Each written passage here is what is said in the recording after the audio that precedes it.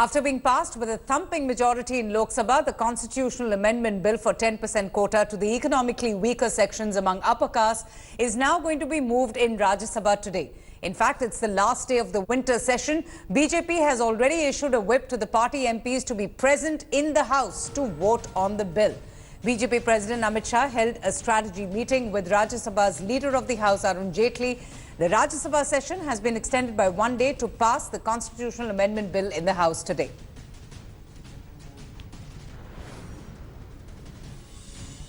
निश्चित रूप से ये एक ऐतिहासिक बिल है और जिन लोगों को अब तक आरक्षण का लाभ नहीं मिल पाया था, ऐसे सारे लोगों को आरक्षण का लाभ मिलेगा। नरेंद्र मोदी सरकार ने एक बहुत बड़ी पहल की है। 10% आरक्षण सवर्णों में जो गरीब लोग उनको दे दिया है और ये बिल पास हो गया है। ये एक बहुत बड़ा ऐतिहासिक कदम है, ऐसा मुझे लगता है और मैं सरकार का हार्दिक आभार व्यक्त करता हूँ। ये कांग्रेस पहले कर चुकी है। हरियाणा के अंदर कांग्रेस की सरकार ने 2013 में आर्थिक रूप से पिछड़े हुए जनरल कैटेगरी की सभी वो वर्ग जिनको आरक्षण का लाभ नहीं मिल रहा था, उनके लिए 2013 में इस तरह की नीति हम लाए थे 10% आरक्षण की। उसके बाद 2016 में गुजरात में बीजेपी सरकार ने उसको कॉपी किया। आज सेंटर की सरकार ने उसी नीति को कॉपी किया है। ये हमारे मैनिफेस्टो में भी था। तो नीति तो हमने समर्थन किया नीतिगत तौर पर, मगर हमें नीयत सरकार की साफ नहीं दिखाई देती। And ahead of the general elections, Lok Sabha on Tuesday passed the bill for 10% reservation to the economically weaker upper caste. The bill was passed by an overwhelming majority with only 3 votes against the bill. While this move is being seen as a masterstroke by the BJP, the opposition has dismissed it as nothing but a poll gimmick. Take a look at this report. Reeling from shocking defeats in 3 Hindi heartland states, the Narendra Modi government has taken the first step to win back the upper caste voters. The 10% quota for economically weak among the general category is being seen as a masterstroke by the BJP and being dismissed as a jumla by the opposition. 2.5 घंटे का भाषण दिया। हमारी जो गरीब की गरीबी हटाने के लिए जो कमिटमेंट और निष्ठा है वो केवल मैनिफेस्टो तक सीमित होगी या पार्लियामेंट के कानून के माध्यम से उसकी शिक्षा और रोजगार तक जाएगी, ये कांग्रेस पार्टी और इनके साथियों की आज परीक्षा है। I would like a ruling from the chair as to whether any bill can be brought to this house anytime the government wants without explaining the reasons to the house, without giving in writing the reasons for the exception of the rules, whether the speaker will give us the reasons for why the exception was made or whether we have to remain in the dark. But one thing is evident, nobody wants to be seen as opposing the bill, which will also benefit categories within other communities who do not enjoy reservation. Most are questioning the timing. Nobody is going to oppose the bill as such. Because what I wanted to say, whenever interest of the unemployed youths are involved, those are not normally opposed. But this bill is actually somewhere appeared to be political message. Quota for all, however, has opened another front. Many OBC leaders are demanding more reservation. अब जब government 50% की सीमा को उल्लंघन आगे जा रही है, जब उस लक्ष्मण रेखा को पार कर रही है, तब हमारा ये मांग है कि ओबीसी का उनकी आबादी के हिसाब से 54% आरक्षण होना चाहिए। With the new quota bill, the BJP believes it can appease its trusted and core voter base of the upper castes. But will it be a masterstroke or a jumla or a bit of both? We will have to wait till 2019 elections to know exactly that. Bureau Report, India Today.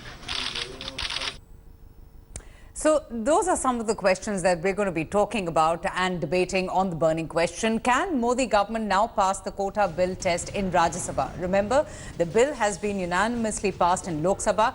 Today, in fact, Rajya Sabha has been extended by 1 day. The bill is going to be tabled in Rajya Sabha. Can any party afford to really openly defy the quota bill, considering that the elections are just around the corner? Quota bill pro-poor, or is it just again vote bank politics? Is this actually Sabka Vikas and Sabka Quota? Reservation over jobs ahead of 2019 polls is the topic that we're going to be talking about. We have Dr. Fawad Halim, who's the leader with the CPIM. He's joining us on the broadcast.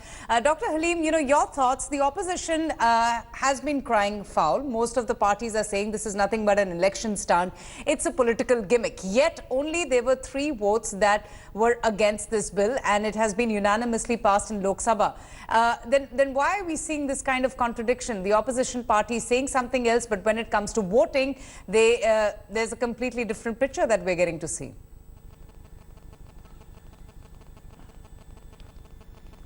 Well, there is the issue of the bill itself per se, and then there's the nitty-gritty of the bill.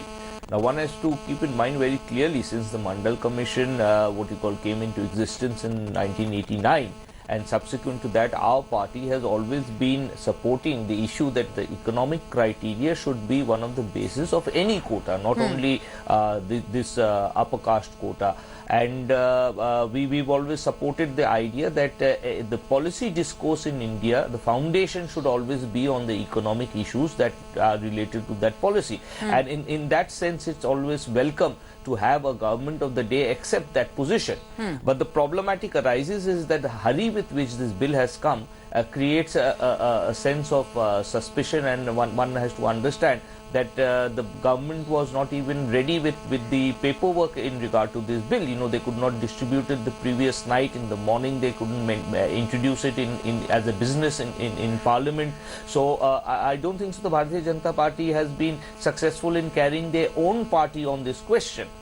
Now, the reason why we are concerned is that if you see the content of the bill... So did that take you by surprise? The secrecy around introducing the bill without consulting or even informing anyone else? Is that what has really alarmed the political parties? Is the real concern about how this bill has been introduced with utmost secrecy without taking anyone into the loop? Well, it's very clear that our parliamentary system doesn't allow anybody to spring surprises.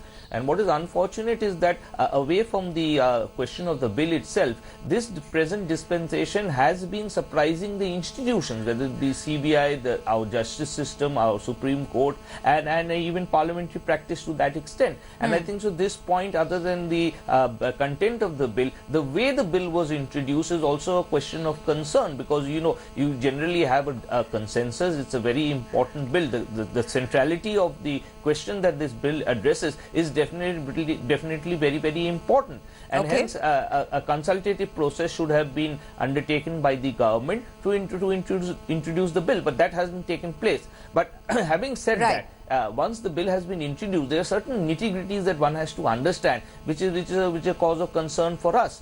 And if you see, number one, if the bars that this bill places, the 8 lakh rupee per annum, limit, the 5 acres limit. Now, the government employees who are already in service, how many of them actually qualify for this criteria? If we see 50% of already existing government employees are below this bar, then the 10% reservation becomes infructuous. That means in any examination, people who qualify for government services in totality. All right, so you've laid out your concerns. Let me get in Shaina, NC spokesperson with the BJP. Shaina, good morning. We have seen over the years how constitutional amendments that are to, uplift the weaker, underprivileged sections have failed really to bring about the desired results. Do we actually need any more reservations? Do you feel, or does your party feel that reservations downgrades meritocracy? That's also been a debate in your party. What was really the need to bring about this 10% constitutional amendment bill that actually has been successfully passed in the Lok Sabha?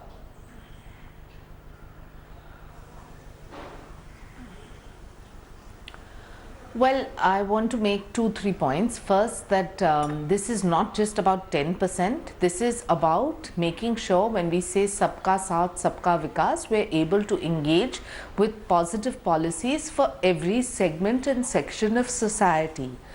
Now, if you actually view reservations per se, they have been mainly caste driven. Yes. It could be the OBCs, scheduled castes, the Dhangars, the Marathas, we've seen even in Tamil Nadu, which has so much in terms of reservation which is constitutionally provided. This 10% is purely for the socially, economically backward, yes, but Right. that of the upper caste. So today there could be so many people who do not come under the gamut of reservation. If you take a state like Uttar Pradesh or Bihar, you know that it's all predominantly scheduled caste, scheduled tribes or OBCs.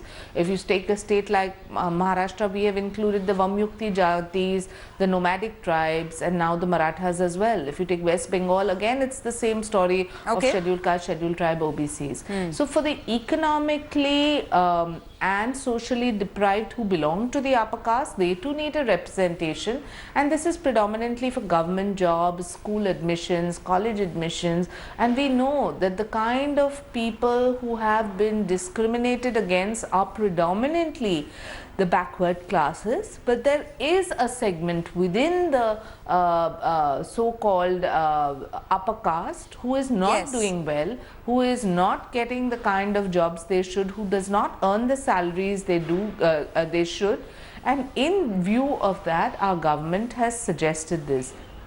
I absolutely refute the allegation to suggest that this is some kind of a poll blank, because our Prime Minister has always said Sabka Saath, Sabka Vikas, which means an inclusive policy.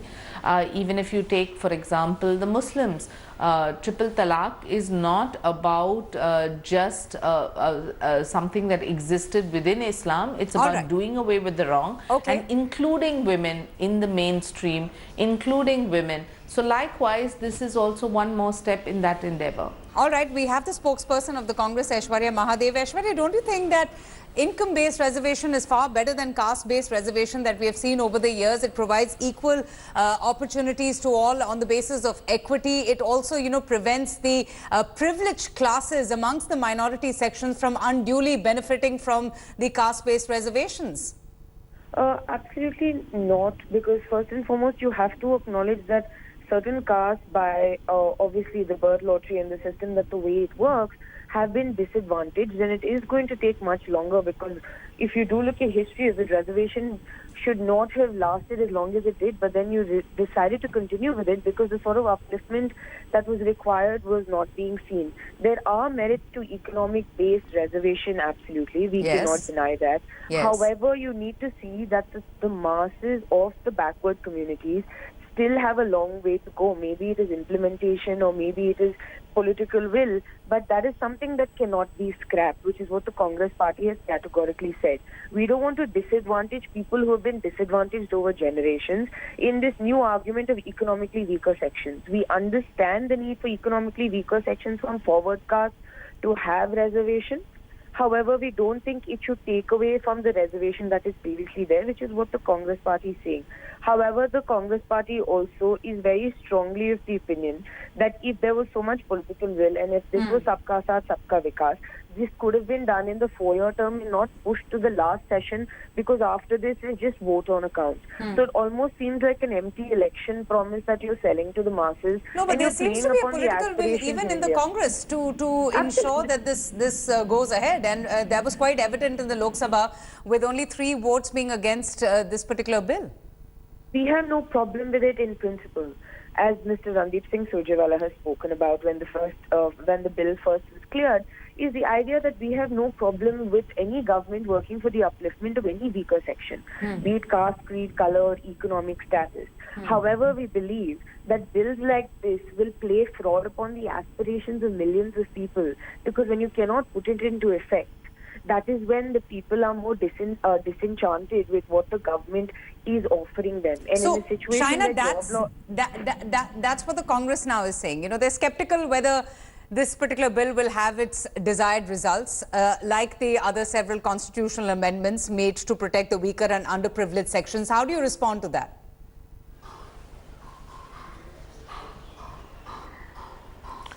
Well, I just want to say that, you have people and people in discussions, debates, constantly, weighing the pros and the cons. But look at Parliament.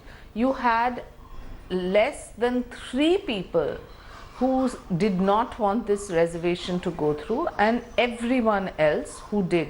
Now, is this not a majority opinion? Is this an opinion of the BJP, or is this an opinion of Parliament en masse in terms of every political party supporting? Now, if there are economically based reservations which actually empower the lives of the people who belong to various communities, why not that of the upper caste too?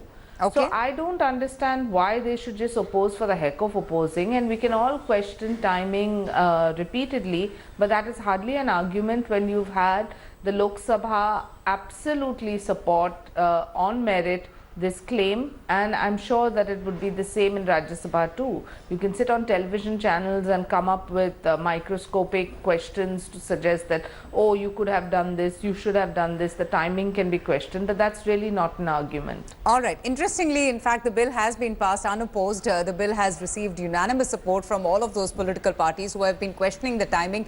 Kamaljeet Sandhu, our correspondent, is also with us. Kamaljeet, the big challenge is going to be the Rajya Sabha. In fact, there are several roadblocks. The hitch being that there is already a 50% cap as far as the Supreme Court ruling is concerned. But other than that, what could be the challenges ahead for the BJP to ensure that the bill is passed unanimously in the Rajya Sabha? First was the extension of one single day by Rajya Sabha, and obviously there was a furor by the opposition. But as far as the poll plank is concerned, even though BJP denies that, the timing is definitely a suspect. They said, obviously, the opposition has been claiming that this could have been done 4 years ago. It's been done at the last minute. This is obviously a Ramban that the BJP is trying to use ahead of 2019. What is significant is the 323 votes that we saw in Lok Sabha ensures that no opposition party, and we saw only a limited voices coming against this particular quota, which is for the economically backward classes. So very clearly, BJP is going to go and see this bill through. This is obviously something that is going to be high on priority, and that is why the extension of one particular day. The bill, which obviously faces a lot of flack and is going to face trouble, is the citizenship bill. But as far as the quota bill is concerned, BJP has ensured safeguards. The opposition parties cannot actually say, despite saying that this is obviously against the constitutional, this could be struck down by the court, this is a poll plank, despite saying all that and expressing reservations, this is a bill which is likely to see the light of the day, and that is why that extension of a single day itself is going to really help BJP today. Absolutely. And Dr. Halim, what really would be the issue here if this bill has been passed in the Lok Sabha unanimously? Why would it have any problems or challenges to have it passed in the Rajya Sabha? Why would there be any issues with this bill then? Well, there are two parts to that. And the first part is that whenever you go through a constitutional amendment of this nature, you have to not only carry the central parliamentary bodies, that's the Lok Sabha and the Rajya Sabha, but you also have to carry the state legislatures also. So, you have to have a majority of the state legislatures also accepting this in their floors of the assembly. So, that's one of the requirements for passing this constitutional amendment. The second question that raises itself is to how justifiable will this be in the eye of the Supreme Court, because we know that we are one of those rare countries where even a constitutional amendment is subject to judicial scrutiny. So today we are in the second day of our strike, and the basic demand that we are raising in our strike is that people in India should have the right to take back 18,000 rupees as a minimum wage per month. Now, if you look at the content of the bill raises that bar to about 67,000 rupees per month. The government, the Bharatiya Janata Party considers somebody who earns less than 67,000 rupees a month as somebody who is economically deprived. On the other hand, when we are in the second day of a strike, leading a movement for a basic salary of 18,000 Dr. Halim, everybody has been talking about the Supreme Court. I'm sure the government would have factored that in, whether it stands legal scrutiny or not. Yes, the bill overshoots the 50% cap on quotas, but are you saying that there is no faith in this government, that they would have done their homework before introducing this bill? Absolutely. You know, the first thing the Supreme Court, I think so, when it undertakes a judicial scrutiny, as and when it happens, they're going to ask what is the homework that the government did.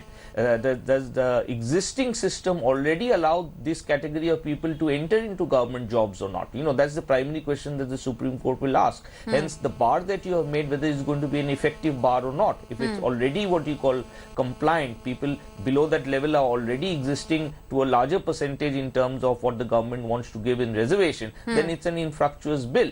But as I said, you know, back of the envelope calculations have been made. The government has not revealed its study that has allowed it to come to this. And it's very interesting because when the BJP spokesperson was speaking today, she spoke about Sabka Saath, Sabka Vikas. But she didn't speak about the BJP slogan released on the 28th of May 2018, that's Saaf Niyat Sahi Vikas. So the Saaf Niyat component is being abandoned by the Bharatiya Janata Party spokespersons themselves. And that's where this bill is has a big question mark hanging on it. What's the niyat of this bill? So all right, Shaina, would you like to respond to Dr. Lim, what he had to say about the intent behind the introduction of this bill? Because I find it very fascinating. On one hand, you have the opposition parties criticizing this bill, talking about the timing, calling it an election stunt, yet this bill has been passed unanimously in the Lok Sabha. So they say in spirit they are with the bill, but they are questioning the intent. And do you think that with the introduction of this particular bill, it also opens up other fronts?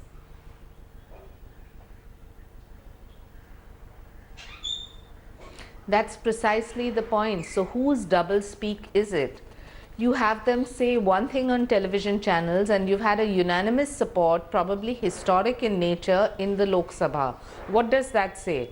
Now, I'm not getting into, you know, this one-upmanship of suggesting that this is our idea only. But when Prime Minister talks about his intent, what is the intent? That everything we have seen in this country has been caste-based, caste-ridden. Have we ever considered what is economically backward or socially backward? For people who are 95% of this country earns less than 8 lakh rupees a year, and there are huge segments and sections which do not even get the minimum wage per month, who belong to the upper caste. They too must be provided for. And if this is working towards benefiting a segment of society which is only for political merit, I can absolutely understand a hue and cry, but it is not. It is only with the vision of the Prime Minister which says Sabka Saath, Sabka Vikas. When we give Ujjwala LPG gas cylinders, do we think about who is a Hindu, who is a Muslim, who is a scheduled caste, who is a backward? No, it is only done on the premise that we want to reach out to every single household. And likewise here, if you have reservations based on your economic background, especially for jobs and admissions and things like that, which are very, very trying on families that want to progress and belong to the upper class, I think it is absolutely based on merit. And you have seen a unanimous support in Lok Sabha. So what are we sitting here and debating about? Are we debating about who should have initiated and why they should have initiated, or are we debating about the intent? And is that why, Aishwarya, your party is now crying foul? Shouldn't your party be accused of double speak? Because on one hand we speak about, you know, the parliament's falling productivity, the multiple disruptions, how the opposition and the BJP have been on loggerheads at every issue, yet this bill has been passed with unprecedented pace, and it was a unanimous vote with just 3 votes being against it. No, we were never going to oppose the bill in principle.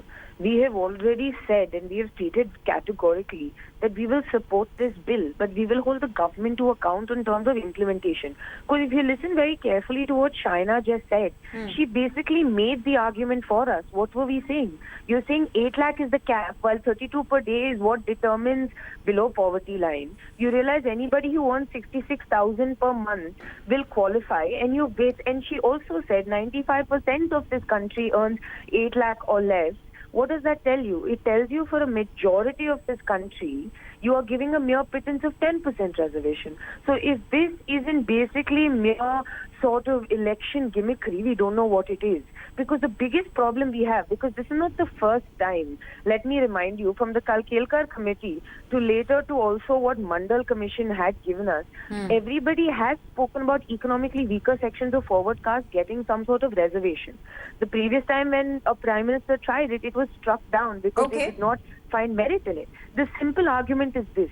You have given 10% of a pittance for a majority of a country, and implementation is going to be the hardest, which is where you're playing foul on the aspirations of people, and that is what the Congress party is worried about, because that is Let what we've Shaina done just in the respond past to that. 4 years. Shaina, your last response to that before I wind up this debate.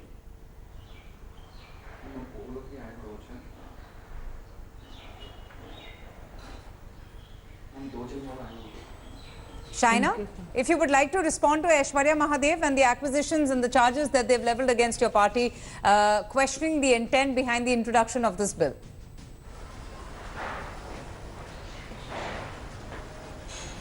There is no question on the intent, Avantika. Please understand that if you have reservations for varied segments based on caste, why shouldn't it be based on merit and your economic background too?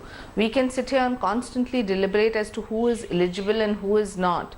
But the point is that if you have 10% of your economically upper caste that have been ignored, and ignored only because they're upper caste, because we have always pandered to, or rather rightfully so, the economically backward within the scheduled castes, scheduled tribes, OBCs, Vamyukti Jatis, the nomadic tribes, the Muslims, the Dhangars, the Marathas. So I think that we really need to move beyond and realize that there is a segment that needs a representation too, and if this 10% helps achieve it vis-a-vis the upper caste, I think there can be no question on the intent, and look at the unanimous support in the Lok Sabha, which I think in itself is historic and answers all your questions. Absolutely. Shaina, Aishwarya and Dr. Aleem, thank you all for joining us on the broadcast, and we'll see what happens through the day, especially when this bill is tabled in Rajya Sabha today. Thanks for watching the video.